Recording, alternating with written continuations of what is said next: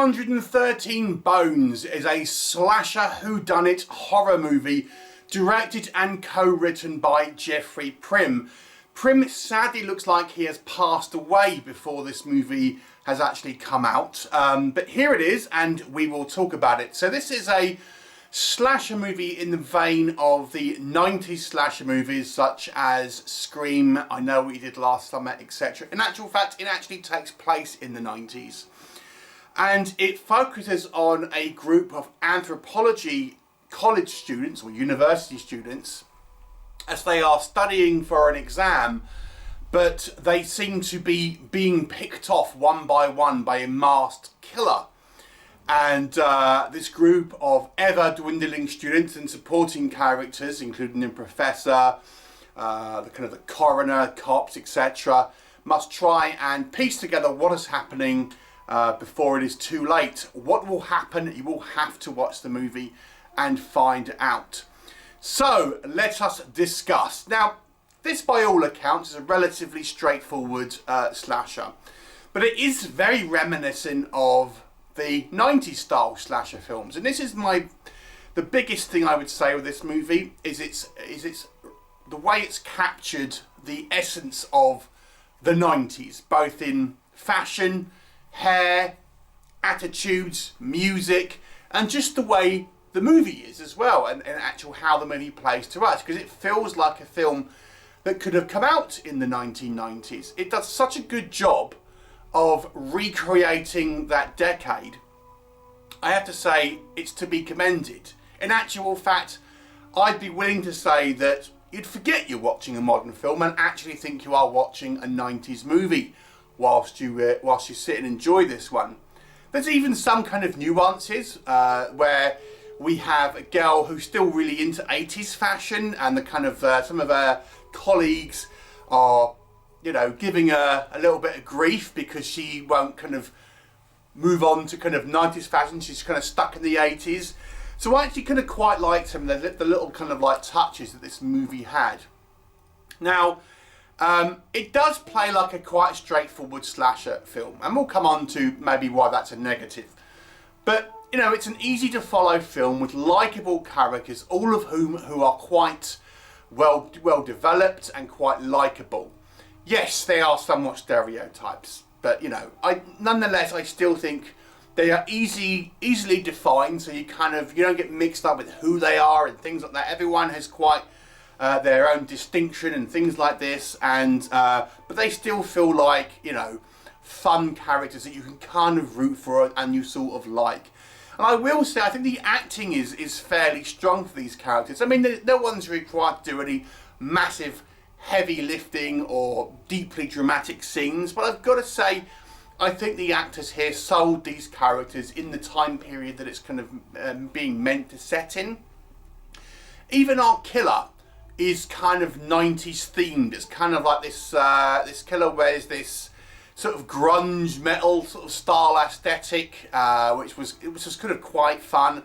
And they wear this sort of Easter Island style mask, which is kind of quite creepy looking, but with kind of like long kind of, you know, droopy 90s hair and stuff. So with this, as I say, with this kind of grunge metal sort of clothes and stuff. So even the 90s killer has this kind of aesthetic, which is kind of quite fun. I also think the movie never really focuses on one particular protagonist. So you're not quite sure who's necessarily going to be the ones to survive and who might be the ones for the chopping block, because, you know, until they get killed, everyone gets a sort of a relatively equal amount of kind of screen time. It's going to give you this, like, I don't know, who could be the killer and who could be, you know, the people who are going to survive to the end of this movie, if anyone.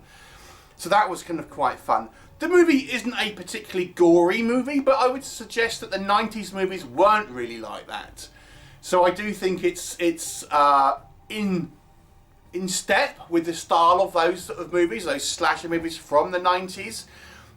Yes, there's kills and various people getting their throats sliced and stuff, and it's done, when we do see these effects, I would say the effects done to a good standard, but it's nothing sort of particularly sort of gory or extravagant. So, you know, but it's done to a good standard. But like I said, I have to say, I don't think that necessarily the 90s were known for particularly kind of gory films, if that makes sense. So that was all pretty good. The pace of the movie's pretty strong. You're always kind of quite engaged with the movie throughout its kind of runtime. It's not a particularly long film, but even with that being said, I still think that the movie engages you with that interest and stuff, with who the killer is, who's going to survive, how they're going to find out, and are they being stalked. I mean, one of the kind of the fun things here is the killer is leaving like human bones as to kind of to mark the next victim and things like this. So overall, I think on the positive side of stuff, the movie is a light, breezy, easy to digest slasher movie with a great reverence for the 90s, and has, you enjoy that kind of watching that and reminiscing of that kind of time period. And on a technical level, it's all pretty proficiently made. Where do I think this movie maybe lacks in some areas? And I've kind of touched upon it. The movie isn't a particularly deep film. Now, if you look at movies, its contemporaries, like Scream, like I Know What We Did Last Summer, the ones that were successful had a kind of hook. The Scream was self-referential. I Know What You Did Last Summer, it was like, who has seen what's gone on and things like this? Who was the killer that has known and things? Final Destination, they had that sort of, that unique angle to them. And maybe this is what this movie lacks, is ultimately, it's a solid enough kind of slasher movie, but it doesn't really have a true identity that kind of sets it apart from what would have been its contemporaries, if that makes sense. It's a perfectly well made movie, but it doesn't really feel like it stands out in any particular way. The kills are solid but not spectacular, and they're all sort of relatively similar. It's more or less a kitchen knife going in the body at somewhere, and I feel people who like a variety and more spectacular and elaborate kills may feel here the kill sequences are lacking a little bit of visceral energy or creativeness, because ultimately, it's a little bit sort of generic, I suppose, in some respects. I think sometimes the dialogue is a little bit too exposition heavy, and feels a little bit unnatural at times, telling us as the audience vital information that you'll kind of need to know, to be honest. And as I've alluded to, I think the characters are fun and you can kind of root for them. But you have the typical kind of stoner, we've got the kind of the nerd, we've got the kind of like the studious girl and things like that. So again, they do sort of somewhat kind of lean into certain sort of stereotypes and things like this. And I'm going to kind of expand upon this in a minute, because it's going to be a little bit spoilery. Don't worry, I'm going to give you a warning. But I do think it's fairly obvious who the killer is, and what their motivations for doing it when it's revealed are a little bit weak. I'm going to say that. Okay, so I'm going to give the score, and then I'm going to go into another critique that I have that is a little bit spoilery. I'm not going to tell you who the killer is, but my critique is about the killer, and I think when I tell you this, it will be more obvious about who the killer is. So I'm going to tell you my score, and then if you want to stick around for that, it's up to you. So as a score, now I was watching this and I was thinking, to be honest with you, it's probably a better than average movie, but it's not a spectacular film. So I was thinking a 6 out of 10, but I am going to give it a 7 out of 10. Why? Because I think it does such a good job of recreating the 90s to the point where you honestly, I think, feel like this is a 90s movie. So for that reason, I'm actually going to give it a 7, because I do think that's the thing that really is the most memorable part of this movie, is its recreation of the 1990s and how well that is done. Outside of that, it's a solid but unspectacular kind of slasher movie. Okay, so my official score is 7. Still here, we are going to talk a little bit of a spoilery thing here. Like I said, I'm not going to reveal the killer. I'm going to keep this as spoiler free as I can, but what I'm going to say will be slightly spoilery.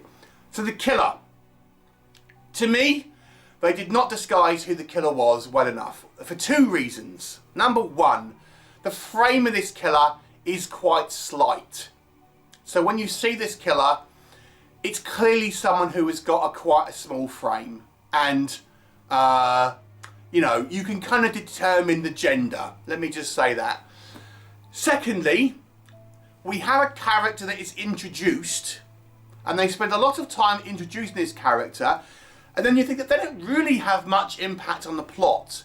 So we're introducing a character that has a reasonable amount of screen time, and then they don't really do anything with this character. This character doesn't really seem to have any impact on the actual story. And think, why have we introduced this character? Why have we spent so much time with the character? So with those two things, it's fairly obvious who the killer is, but it's not because it's like, I'm working out the clues here, you know, of who the killer is. It's because of the way this movie is filmed. It's totally obvious who this killer is. So, again, I think, yeah, this is a whodunit movie, but I think it does kind of miss the boat on that respect. So again, it's a 7 out of 10 for me, and that is largely a 7 because of its 90s aesthetic. Would you see it based on what I've told you? Please do let me know your thoughts, and I shall look forward to you next time. Bye for now.